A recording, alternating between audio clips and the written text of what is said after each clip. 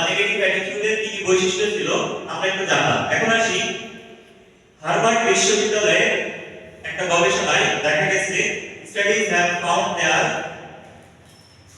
resume or promotion in a job is 85% of the time because of his attitude and only 50% of the time because of intelligence and knowledge. অর্থাৎ একটা চাকরিতে অথবা মানুষের সফল হওয়ার জন্য ভূমিকা রাখে অ্যাটিটিউডের ভূমিকা হচ্ছে 85%, 85%। কত পার্সেন্ট মাই ডিয়ার ফ্রেন্ডস? 85%। এবং অনলি 15% ভূমিকা রাখে কি? তার intelligence, knowledge, experience. Yes or no? তাহলে আমাদের জীবনে অ্যাটিটিউডের ভূমিকা 85% এবং অন্যান্য যে দক্ষতাগুলো আছে, আমাদের যে একাডেমিক সার্টিফিকেটগুলো আছে, এটার ভূমিকা কত পার্সেন্ট? অনলি 15%। যেমন একটা ছোট্ট একটা গল্প বলি, আপনারা গল্পটা সবাই জানেন, তারপরে স্মরণ করার দিই।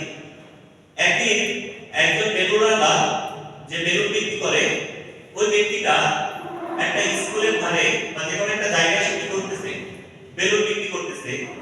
তো তার যখন বেলুন বিক্রি কমে যাইতো, সে বেলুনের ভিতরে হিলিয়াম গ্যাস ভর্তি করে আকাশে উড়িয়ে দিত।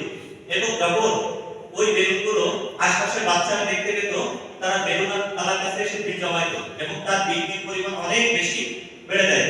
তো বেলুনগুলো বিভিন্ন কালারের হয়ে থাকে, লাল, নীল, সবুজ, হলুদ, বিভিন্ন কালারের হয়ে থাকে। তো ছোট্ট একটা বাচ্চা বেলুনওয়ালা পিছন থেকে জামা টেনে ধরে বলে, আঙ্কেল আঙ্কেল, কালো বেলুন কি আকাশে ওড়ে?